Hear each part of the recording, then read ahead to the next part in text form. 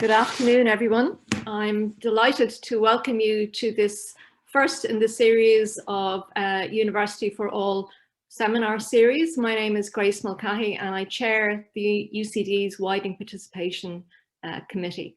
I'm delighted again to welcome all our guests from within UCD and outside UCD. Just a couple of housekeeping items to mention first. We will be recording this seminar and we will disseminate both slides and a video recording to people later on afterwards. We also have a captioner available to us today, and if you would like to view the captioning, you can click on the closed caption control at the bottom of your screen, or if you're watching from a mobile device, within your settings icon. To start our proceedings today, we would like to share with you one question which we will ask you to respond to by live polling on a Leichhardt screen. And I'll ask Irina now to share that poll question with us. So we would like you now to respond as to what your opinion is of the following question. I have noticed that higher education institutions in Ireland are adapting to be more inclusive for all students. Strongly agree, agree, neither agree nor disagree, disagree, or strongly disagree. And if you wish, you can respond to the chat function as well if you can't see the question on the screen. So we'll just give you a few seconds to answer this question. Irina will then display the results.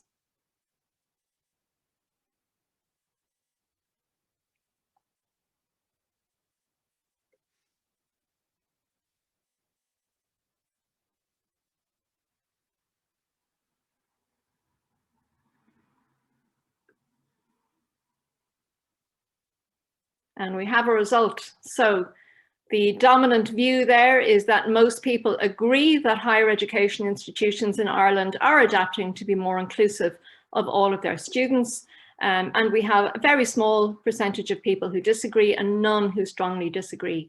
So I think that's very interesting and clearly is a sign that we are moving in the right direction, although we have more work yet to do. So thanks everybody for your responses to that. I would now like to introduce UCD Registrar and Deputy President, Professor Mark Rogers, to give us a brief welcome and launch of our University for All seminar series. Mark.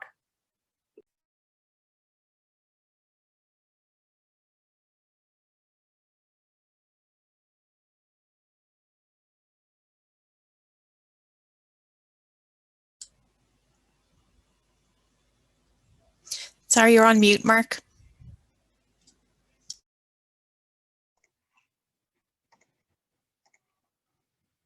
I will start again. Thanks very much, Grace. Good afternoon, everyone, and welcome to the launch of the UCD's University for All seminar series. I'm delighted to see so many attending, and welcome to all UCD colleagues and friends from across education. It's a real pleasure to see you here today. Today, we're evoking the spirit of our founder, Newman. When he wrote of the idea of a university, he talked about turning my eyes towards 100 years to come. His ideas were visionary and inclusive. That tradition and vision persists as we pioneer the idea of an inclusive university, or as we call it, a university for all. The key message of University for All is that all students, regardless of background or circumstance, are welcome, belong, and are valued in UCD. The University for All approach is shaped by the philosophy of a student is a student is a student. Every student, wherever they come from and whatever their background, will have specific needs and requirements, and we need to tailor our response to really meet the full range of requirements students have, without labeling them in a way that means they're classified in the university for the entire term. Historically, some groups of students were referred to as other. They were considered differently, labeled accordingly, considered non-traditional. Their journey to university was described as exceptional. They beat the odds. They were not like the rest, not one of us, not a traditional student. In our diverse society, University for All challenges these perceptions. It questions how we do things, demands that we recognize difference, requires us to value diversity, and crucially, to demonstrate inclusion. University for All is a unique response to the HEA's national access policy, which envisions the student population as reflecting the diversity of Ireland's population and the integration of access and inclusion into the everyday life of the HEIs so that it permeates all faculties and departments and is not marginalised as the responsibility of the designated access office. University for All addresses this policy imperative and offers a roadmap to its realisation. It ensures that changed practice percolates through the entire university community, and by that I mean designing of our campus and buildings, systems and processes, and teaching approaches around the needs of all students and not to any perception of traditional student. In so doing, it moves the focus from entry and admissions to ensuring that our students thrive in an inclusive education environment. And most importantly, University for All addresses the question of how to make inclusion a collective responsibility, ensuring that pockets of good practice become implemented system-wide and making access and inclusion everyone's business. As education leaders, I believe it is our duty and responsibility to become inclusive higher education institutions. UCD's motto is Corm na Féine, an Irish phrase underpinning our value as a university and translates as justice and equality, or in common parlance, levelling the playing field. Reshaping our university as a university for all means taking action across the university to level the playing field, ensuring that all students, regardless of background or personal circumstances, have the opportunity and support to avail of all that is best in higher education. The University for All initiative was formally launched by the Minister for Education 3 years ago. Our decision to begin this journey stemmed from many years of work to reconceive the nature of our student body and how to support their diverse backgrounds, needs, and abilities. And today, I'm delighted to say that the implementation of the University for All initiative is part of what we do here in UCD. We have put in place important foundations to ensure its implementation. For example, the mainstreaming approach is embedded in our university strategy, Rising to the Future. We have governance arrangements in place throughout the university management, through the University Management Team for Education. And University for All is overseen by the University Widening Participation Committee, which Grace chairs, and the Access and Lifelong Learning team is charged with enabling and supporting it. The seminar series being launched today has grown out of the university-wide consultation process that took place in 2018-19. And this process told us that academic and professional colleagues share a passion and commitment for inclusion. However, the same consultation process pointed to the need for greater awareness, a desire to make changes, but highlighting some uncertainty as to the actions needed, the availability of relevant data, along with opportunities to share learning. As the implementation process was developed and trialed throughout 2019-20, many pockets of good practice were revealed across the university.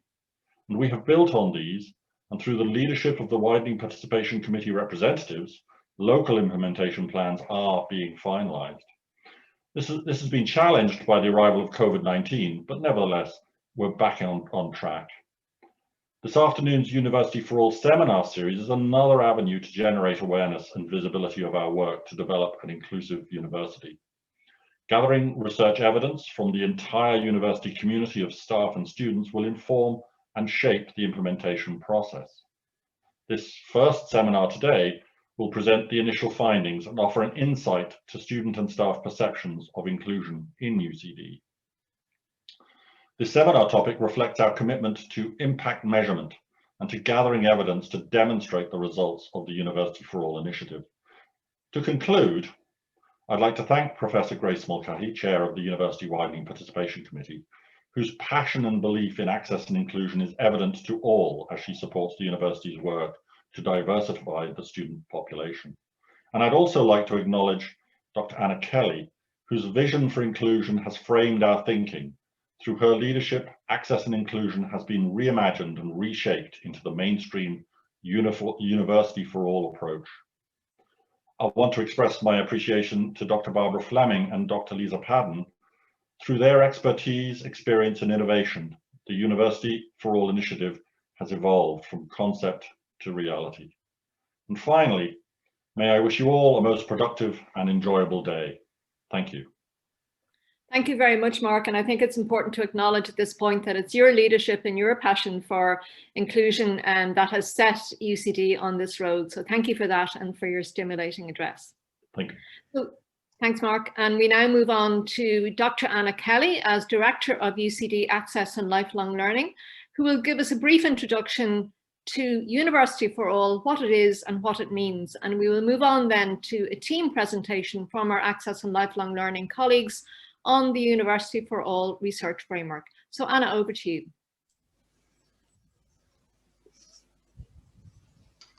Thank you, Grace.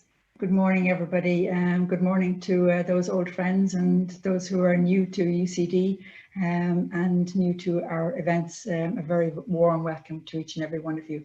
And Lisa is going to share the screen now. So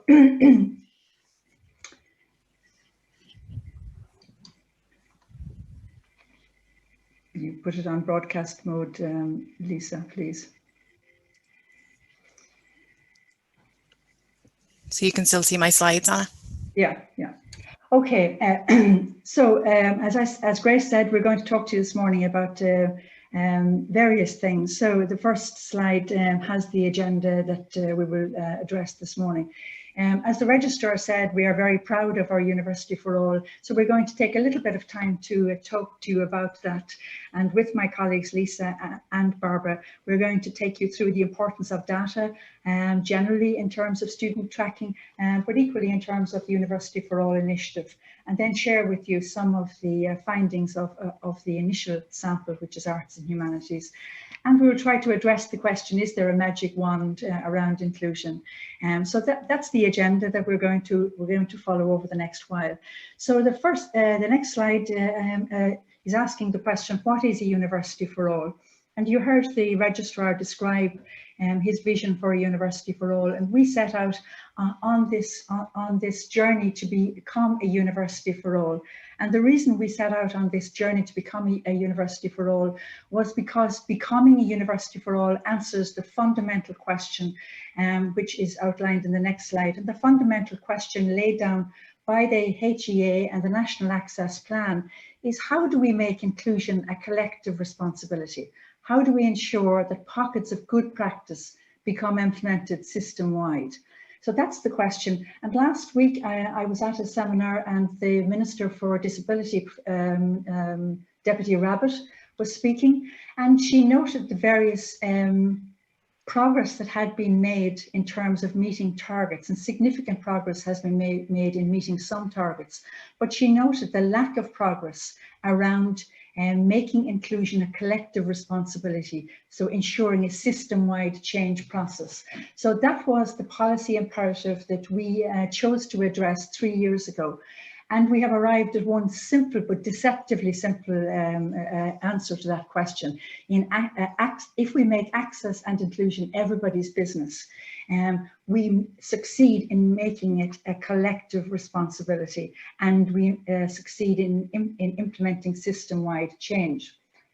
So the Registrar discussed what is a University for All, and I have tried to sum up the key messages of a University for All. So we portray and convey to students that they are welcome in UCD, regardless of where they come from.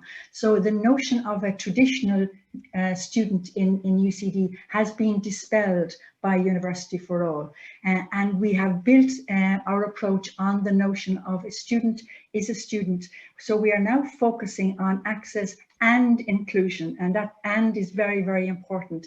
And in so doing, we have moved from othering, and by othering I mean seeing students differently. We know from our data that we have a huge diversity of students in our university. So from the get-go, whether we're designing a lecture, whether we're designing an exam, whether we're designing a new pathway, we consider the needs of all students from the outset.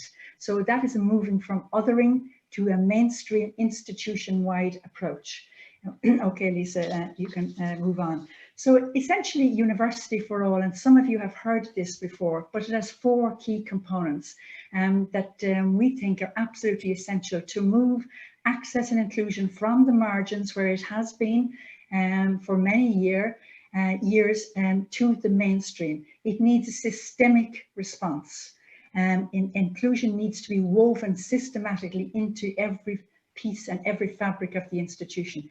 It must engage or work with the entire university community, the academic and professional staff, to create an inclusive campus. It must, it must also impact every single aspect. So it is not just in the realm of one group of people that have responsibility. So whether you're teaching, whether you're designing buildings, coming up with a tech solution, providing support to students, they must, as I said, all be designed around the needs of all students, not on the so-called group in the middle that everybody thinks of. We now have to think of the diverse range. And I suppose critical to all of that is our concept of access. Our concept of access, which began when access initiatives began concentrating on entry and admissions. We have moved beyond that to creating an inclusive learning environment, an inclusive learning experience. So that is the grand vision. So how did we move? How did we move from that grand vision? What was our game plan to enable institutional transformation? And we are talking about institutional transformation here. In terms of doing it, there are 3 key pieces which I'd like to refer to. And one is the governance, and the Registrar has already referred to the governance, and in higher education, it cannot be underestimated the importance of having a governance structure. And he referred to the various pieces of that, including the widening participation, which, as you know, Professor Mulcahy chairs. But equally, the remit of enabling and supporting that was specifically assigned to access and lifelong learning. So we are quite different in terms of our remit and our responsibility. We have responsibility for supporting, enabling and working with our university colleagues. And in terms of the structures to implement it, we did a lot of research on the structures that support change.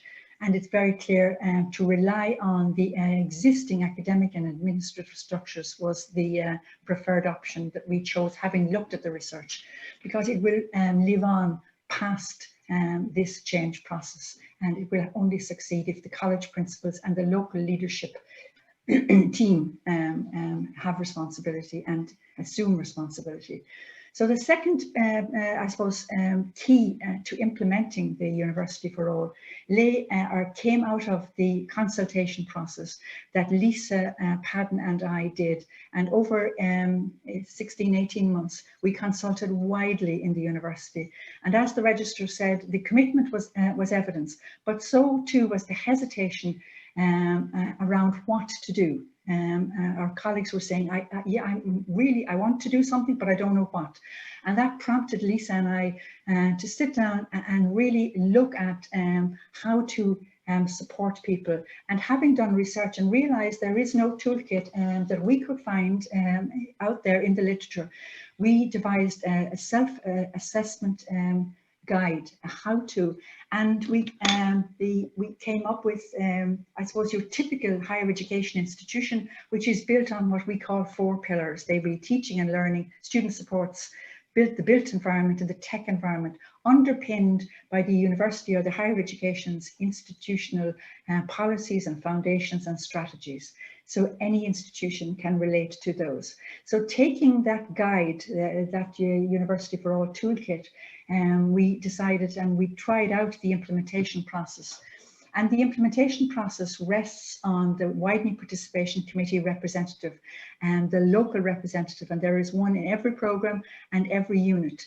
So that representative will identify a team of key players who will work with them. Typically they are the Vice Principal for Teaching and Learning or the Vice Principal for EDI, Equality, Diversity and Inclusion, but there will be a team. And they will and have set up a series of self-assessment workshops that obviously we will support them on. But those workshops will address such issues as data, the student voice, hearing from their own students. They will get an input on universal design, and they will conduct the self-assessment exercise and gather evidence and develop the implementation plan, and then set up the reporting and monitoring system that will I suppose, see it implemented over several years, because we are talking about several years. So having set the scene as to how we're implementing University for All, I'm now going to hand over to my colleague, Dr. Barbara Fleming, who is going to talk to you about data and the importance we place on it, and the strides we have taken to ensure that we have an evidence base. Barbara. Thanks, Anna. So I'm a more recent addition to the project team, and one of the most interesting projects that I've been involved in, and we're going to describe it to you today. You heard our registrar talk today about the importance of impact measurement and gathering evidence. And UCD has done a significant amount of work, as some of you may know, over the last decade.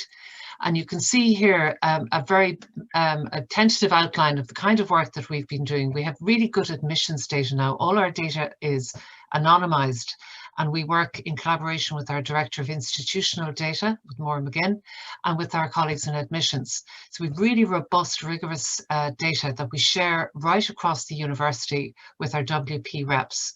We have data on participation going back, our baseline goes back to 2009. We have progression data, and more recently we have outward mobility to see which of the equity groups are getting involved in those programs, and completion data goes right back to 2008. More recently, with our colleagues in careers, we now have graduate outcomes, which are very important. And as you may be aware, we have a very ambitious outreach program in UCD, and that'll be the next phase of data that we will be generating. So, okay, Lisa. So I'm going to describe in the next few slides the methodology we used on the survey that we ran during the summer. So we had two surveys. We had one for staff and one for students, and they were very similar. So we asked the same questions of both, and you got a flavour with Grace earlier of the kind of statements that we were asking for. So we opened the survey, and it ran during this summer, June, July 2020. We offered an incentive in both cases, a small piece of technology for students and for staff. We distributed that to all staff and all students during the summer. And when it shut, we had 2,867 student respondents, and we had 368 staff. And what they both shared is we had, typically the survey shouldn't have taken more than about 15 minutes. And what we're doing here is we're showing everything that anytime we refer to students, it'll be in blue. And when we refer to any staff outcome, it'll be in green, just to help you navigate. So we asked students what program they were on, and similarly we asked staff what was their role and in what area were they associated in UCD. We asked students whether they were undergraduate or postgraduate. We asked them whether they were full or part-time, which is a really key strategic area for us now. We asked about gender, and we also asked what link, if any, they had with UCD Access and lifelong learning. We didn't want to prejudice any outcome, so we didn't give a definition of University for All, but we did ask them whether they were aware that we had a strategy and what their sense of UCD was as an inclusive university. And that was a version of the question that Grace asked you earlier. You heard Anna talking about essentially the building that is University for All, so the foundations. We asked both staff and students about their view of UCD policies, what their awareness of diversity and inclusion was, and whether they had a sense that diversity data was used in planning and policy. Then Anna talked about the 4 pillars. So the first of those, and Lisa and I will go through these in 1 through to 4. So teaching and learning, we asked them, did they sense teaching and learning as inclusive? And that would include whether they felt learning materials were accessible and whether there was a diverse range of assessment. We asked them their sense of student supports, whether they felt that services would offer guidance and referral, and whether they felt there was flexibility, not only in relation to finance and access, but to things like commitments that students may have around childcare or attendance. We asked about the physical campus and the built environment. Did they consider it was inclusive? Did they think that staff may have factored in accessibility in their planning? And did they know where to get support if they needed it? And the last pillar is the tech environment, which is such an interesting one, particularly at the moment as students are learning remotely. Did staff and students think that the environment was inclusive? Did they consider that the digital materials were accessible? And did they consider that staff factored in digital skills? And my favorite pieces that Lisa and Anna will talk to later, these are the 3 open questions that we asked at the end. We asked both staff and students to indicate what their positive inclusive experiences may have been. We asked them if they had negative experiences to outline what that might be. And then the magic wand, imagine if, the hypothetical, and Anna has some lovely material to share with you later on that. So in terms of methodology, all the quant data, and we have a lot of data. So we're just going to give you a very brief snapshot today. We used SPSS to crunch that data. And then with the qualitative analysis, Lisa and Anna have drawn on the open comments and drawn out strands from those, and also on the open additional commentary.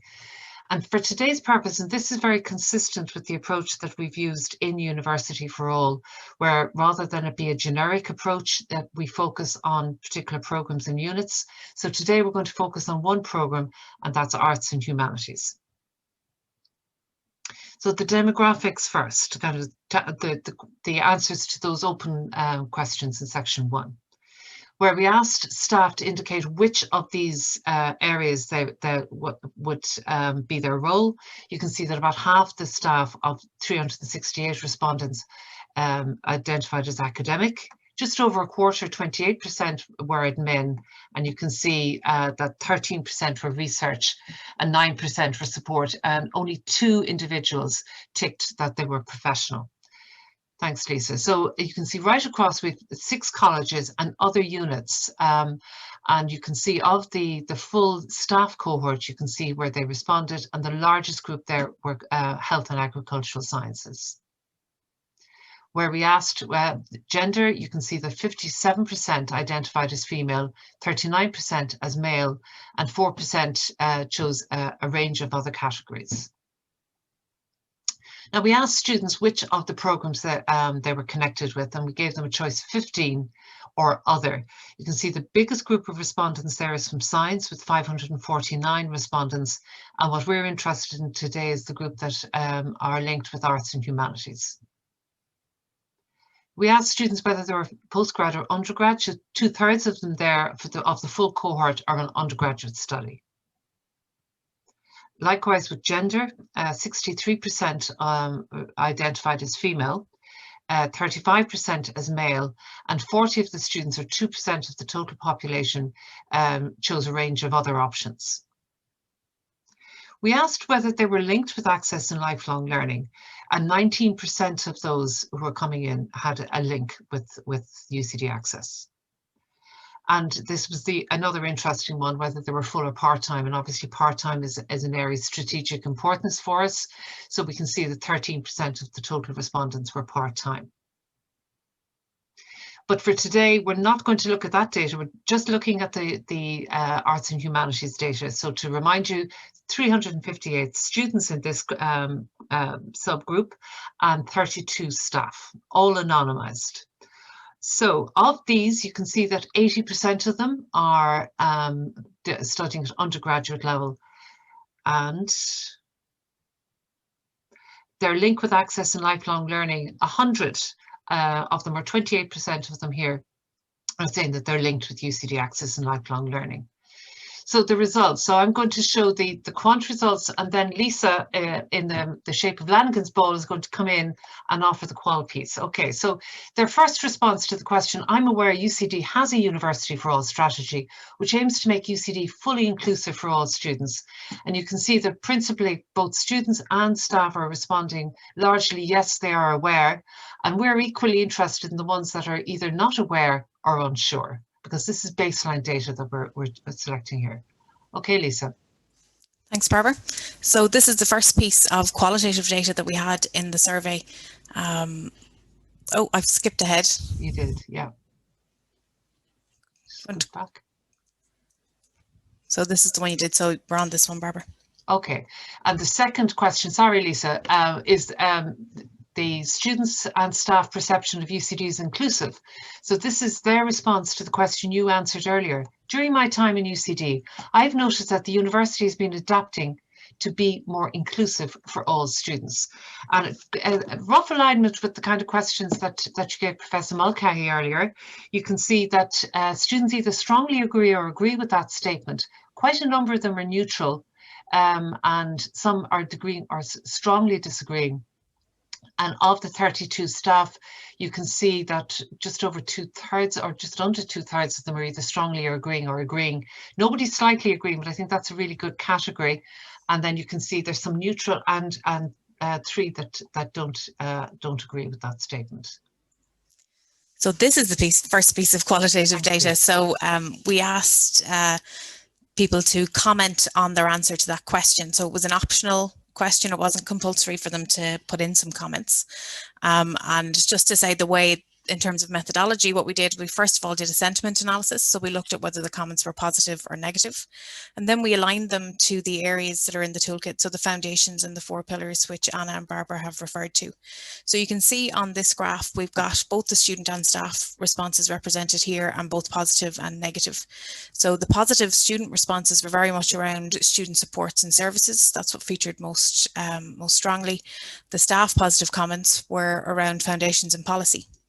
Most strongly. In terms of student negative responses, that was around the built environment, and staff negative responses were around foundation and policies and teaching and learning.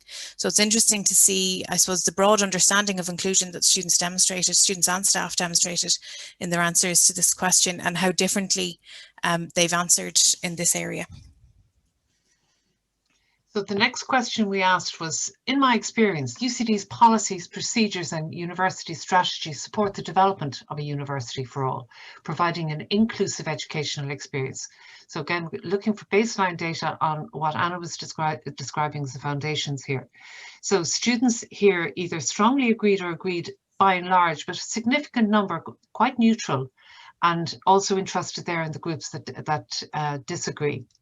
And among the staff, you can see that the strongly agree and agree is quite high, but 10 or just under 1/3 of our colleagues who are staff do not agree or are neutral on that statement. So in terms of the qualitative comments we got here, we aligned them to the statements that are in this section of the toolkit, so following that toolkit methodology. So it's interesting to look here, the students' positive comments were around the staff and faculty being inclusive, that there are good institutional supports available, and really positive comments around disability supports, which we'll see comes up again later. Staff positive comments were around the university being welcoming and having inclusive values. In terms of the negative comments, there was some comments on diversity or inclusion in communications, also the provision of flexible pathways to study, and both staff and students commented on affordability. And I've just highlighted a particular quote from a student here that says, the rising prices of accommodation on campus is making it near impossible for students of lower economic status to have that opportunity when they may have to travel long distances. So of the first of the 4 pillars, both staff and students responded to this. In my experience, UCD's teaching, learning and assessment practices are inclusive for all students. And you can see the kind of responses here ranging from strongly agree and agree to some neutral and a smaller number disagreeing or strongly disagreeing.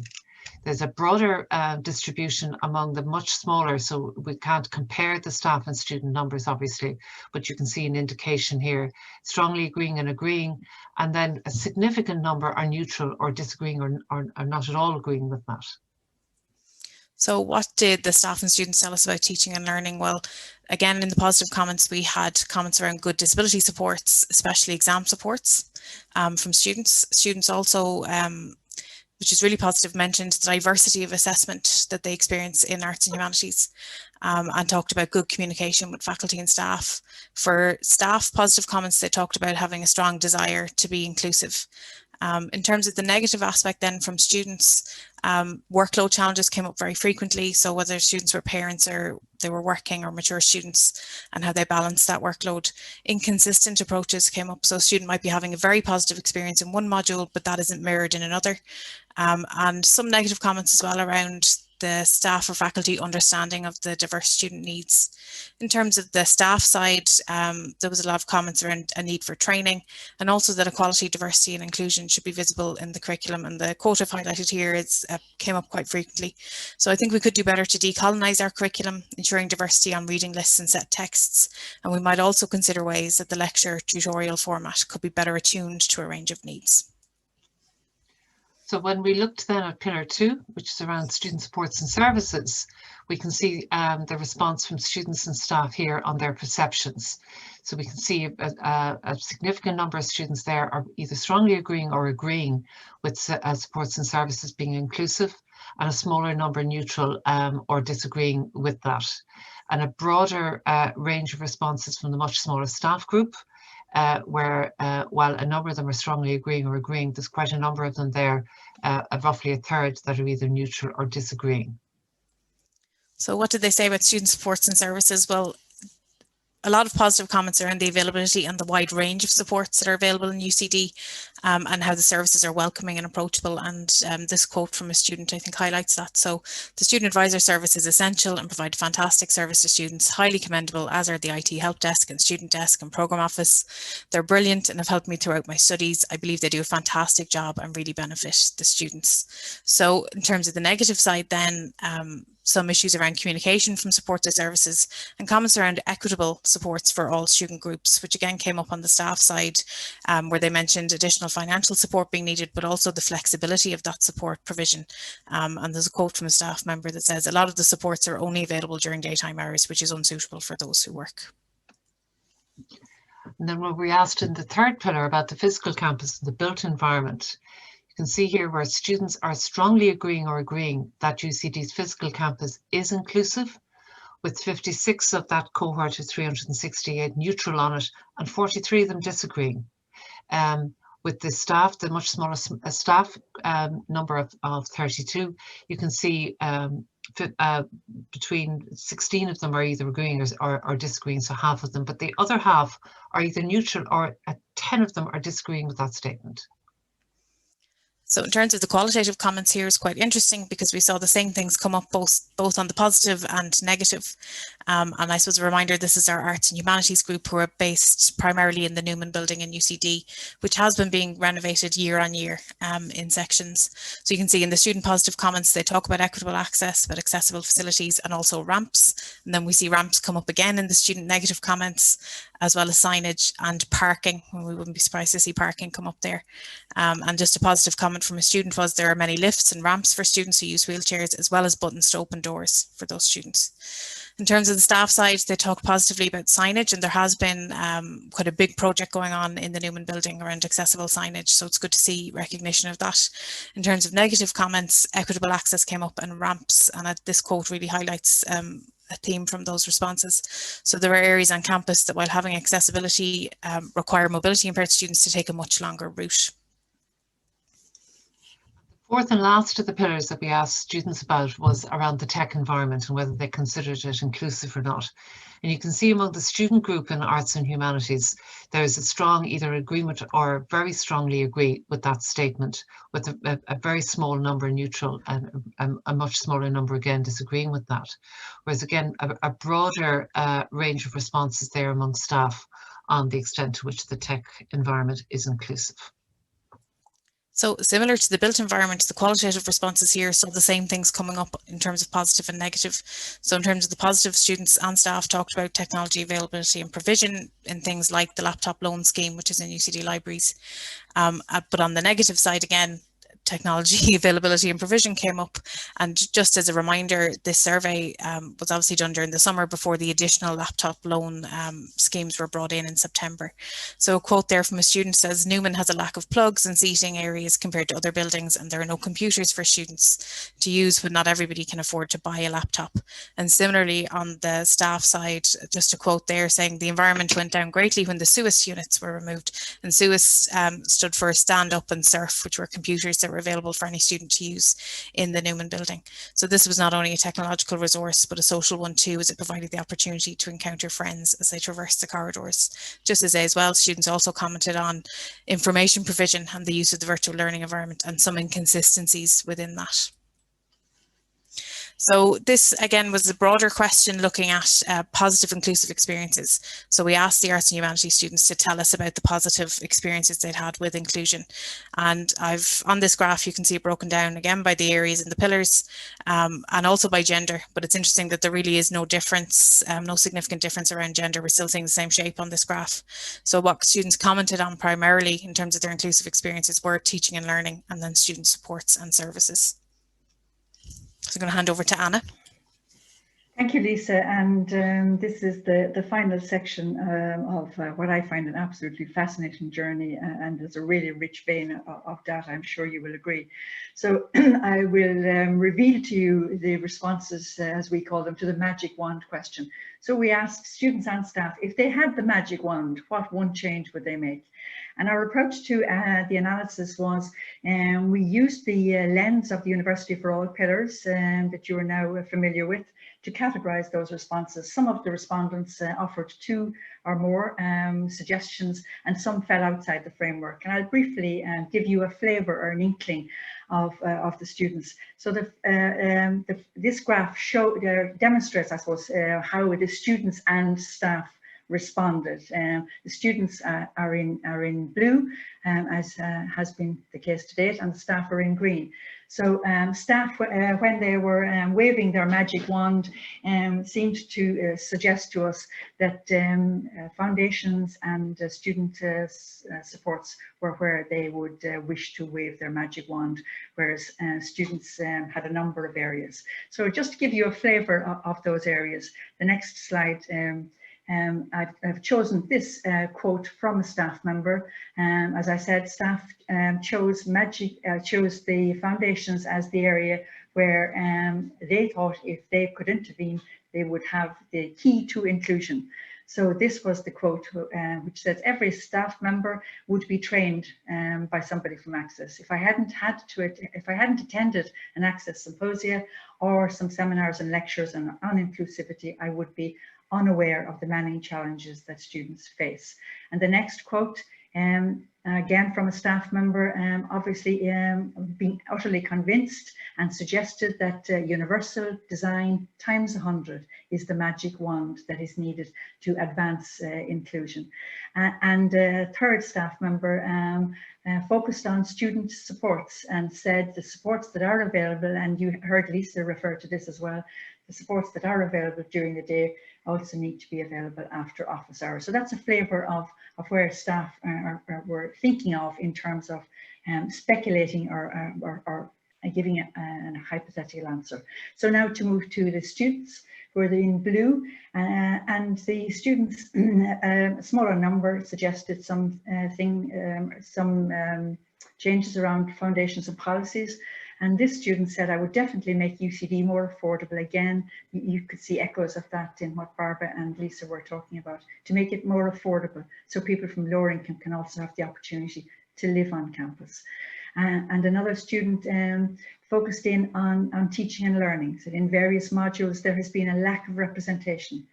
For example, in X modules, features only straight, white, neurotypical middle-class authors. I feel that equal representation is a vital aspect of education.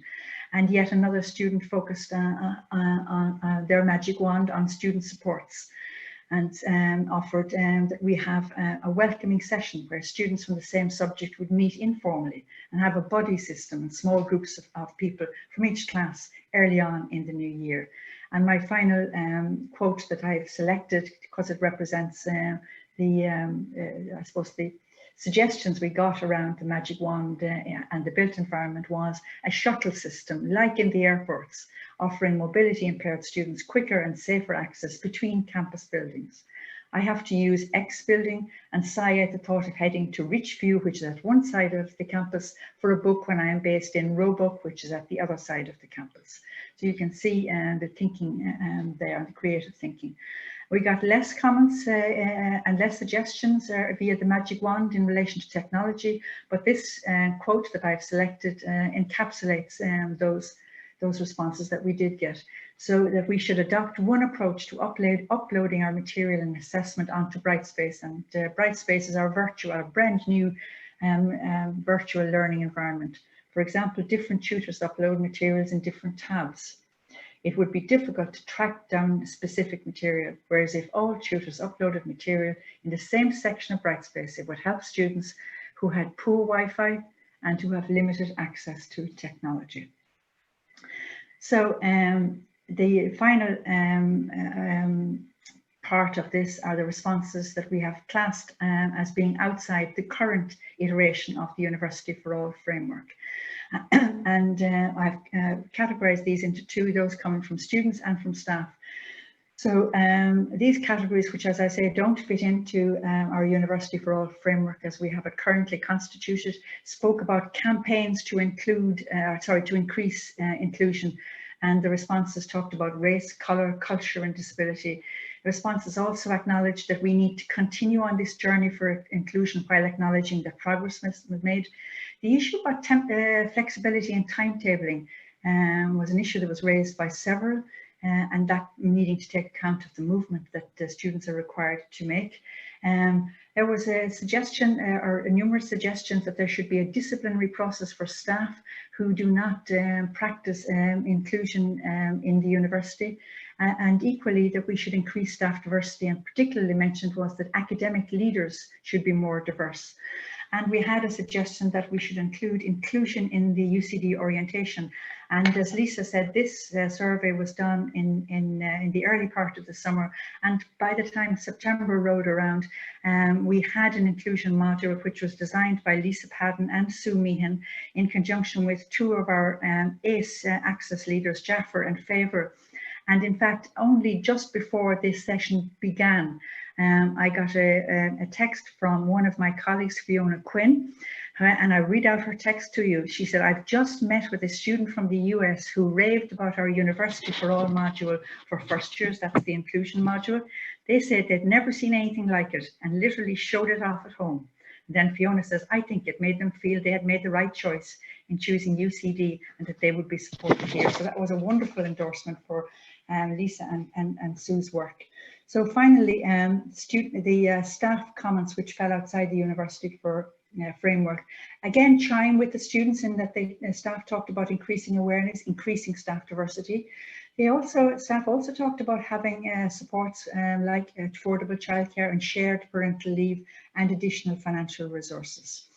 So the next slide, that's I suppose the end of a glimpse into the world of data, and we are enormously thankful to Dr. Mary Farrell for allowing us to present the widening participation data from Access and, from Arts and Humanities. And Dr. Farrell is leading the implementation process in Arts and Humanities, and she's at a very exciting stage of that. So our next steps in the University for All project are to complete, obviously, the analysis across the university. But it's safe to say, even on the basis of Arts and Humanities, there are two key findings for us. There is a growing awareness, but very clearly there is more to do. And we are continuing to finalise our implementation plans. Also emerging from us very clearly is when Lisa and I look back at the toolkit, there are the next iteration, Toolkit 2.0 will include awareness raising and issues around HR staff recruitment, induction and training. So the answer to the question, is there a magic wand? And I say sadly not. There is not a magic wand. What we need to do in the institution and what we need to do in a sector is have a deliberate, planned institutional strategy. This does not work by magic. This does not, becoming an inclusive university does not happen because you wish it.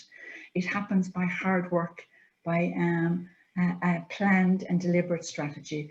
And there is no one thing, there is no one course of action that will bring about the institutional transformation that is needed to become a university for all, or indeed university for all as we call it. How will we know that we're successful?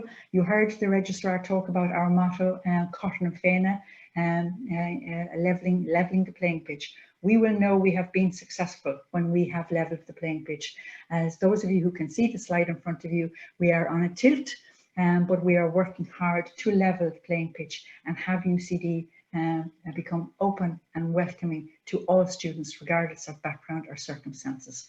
So I'll leave you with a huge thank you for your time and attention, and invite you to look at our new website called www.ucd.ie/university for all, and check out our resources hub. So on behalf of Barbara and Lisa and myself, thank you very much. Over to you, Grace.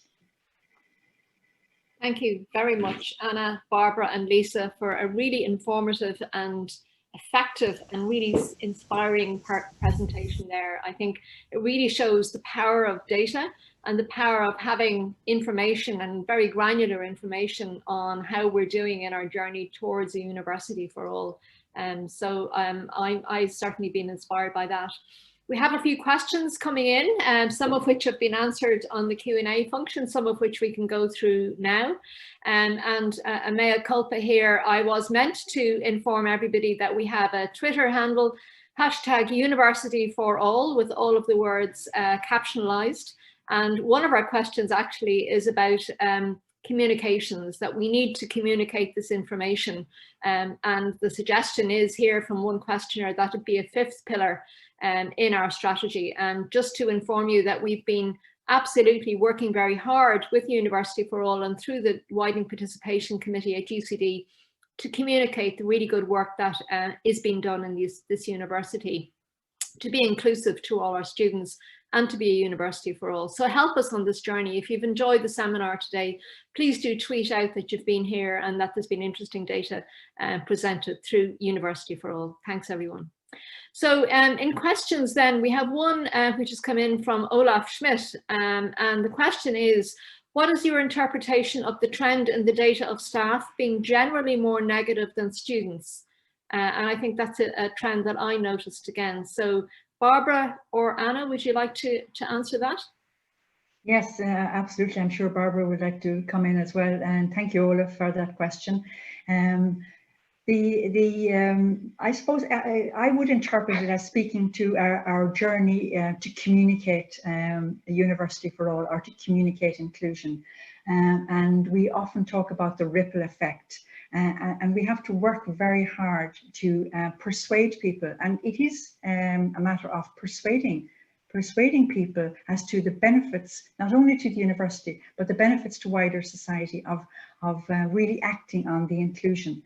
So I think as the ripple effect grows, and as we talk to more colleagues, and you as a widening participation rep have a huge role in talking to your colleagues, Olaf, but I think it's a matter of communicating and talking and debating and giving time to people at the coalface, so to speak, to understand not only what inclusion is about, but what to do to become more inclusive. Barbara, do you want to? Well, the only thing I'd add to that, Anna, is I suspect it's probably more that I didn't see the staff as being negative, but they are obviously very informed. So I think their responses are probably more cautious on that basis, but more will be revealed. Thanks, Barbara. Thanks, Anna. We have a couple of questions now which I'll group together, and they're all about physical infrastructure. And again, to remind you that we're hoping to have another seminar focusing on the built environment in trimester 2. And one person has asked us whether there is any policy or any option of standing desks in classrooms, because some students find it difficult, those with chronic pain conditions, for example, to sit down for a long period of time. And then adding on to this, then we have questions on whether the accessibility has had an influence on the architectural brief or standards for new buildings on the UCD campus. So Lisa or Anna, would you like to? I'll take the more general one, and maybe Lisa might come in with the specifics on the standing desks. The question of has it had any influence on architects? And I can safely say the answer is yes. We are working with our two colleagues in estates Ty Corkin and PJ Barron, who have absolutely embraced the notion of inclusion or a university for all. And they have been trialing an approach and using particular expertise from an inclusion specialist or an inclusion architect to work with them. So, for example, there is two new developments underway at the moment, and those plans were drawn up by an architect team. They were submitted to the inclusion architect, and they were assessed, and there were 40-something recommendations, which the originating design team were delighted to get. So that is indicative of the commitment to inclusion, which is built in from the get-go. So those plans have not materialized as yet, and they are still drawings. So they are thinking about all of the aspects of making that building fit for purpose for all students. Lisa might like to talk about the specifics. So in terms of standing desks, I know that UCD Library and also some of the science labs have adjustable height desks. I don't think we have them yet in classrooms, but that's certainly something that we could look at and talk to our colleagues in estates about. I think it's a great suggestion. Yeah. Okay, thanks folks for that. And we have a comment really and a bit of a question from Robbie Rulston here. There are so many lessons for other areas of the university in the approach used here. It's great to hear that. And are there any particular lessons you learned that you wish you had known at the outset of this project? That's a great question, Robbie. Are there any? I suppose the fundamental thing that I realized, and maybe this says more about me than the project, is I had thought our journey to becoming a fully inclusive university would have taken a little shorter than has materialized. I now understand that it is a significant change project, and it takes time, Robbie, and indeed we haven't got to, I suppose, rolling this out with all of the professional units who support the university, but it does take time. So that's one lesson. The other lesson is the importance of assigning responsibility to access and lifelong learning. I didn't realize that game changer that was, because in terms of the resources being available to the university wide, it would never have got off the ground, and we would have never started this had we not assigned the resources, and had we not, as I described it recently, carved out the resources and the time to enable this to happen. I don't know what my other project team members think. I'm sure they have a view. Well, if I were to have a regret, I was on a bet that we would hit 3,000 responses, and Lisa was going to bake me a cake. That's my only regret. So for the next survey, we're aiming for more than 3,000 responses. But I think what it really shows us is the level of commitment across the university and the engagement with both staff and students. I was really encouraged. This is only a taster. There's so much more there to look at, but I think it's really positive. I think for me, just something really quick was how important one small change can make in a unit or school or with somebody teaching, and how big of an impact what can be something in terms of a minimal amount of effort or work for a staff member of faculty, and how big that impact can be on students. I think that's an important lesson. Good, thanks very much. And as we're coming to 1 o'clock, I'll just take one final question, which I think is really important. And the question, there are two linked questions actually. Does UCD have a holistic accessibility policy to support achievement for University of All? And does such a policy then cover information, communication technology and the built environment? Yeah, well, the University for All covers all students, regardless of backgrounds, regardless of circumstances. So it applies to all students. And it applies to all aspects of the university, including the technology and the built environment. Yeah. and So looking at communications technology and built environment. So it covers the entire university experience. So everything that forms the university experience and is covered by University for All. great. Okay, thank you so much, Anna. And thanks to all our colleagues in Access and Lifelong Learning for their brilliant presentations. I know there's a big team behind the work that went into that, and also with input from others in the university. And thanks to all of you for attending, both within UCD and outside. Clearly, we're ambitious to improve equality of access and the prospects and the experience of all students in Ireland to higher education, not just in UCD. So we hope that sharing the information of the journey we're on will help other institutions and national policy in UCD along the journey to being inclusive and a university for all approach. So thanks very much for attending. I think it's been really stimulating, really enjoyable. And look out for our next seminar coming with a focus on the built environment in early 2021. Thank you all very much indeed.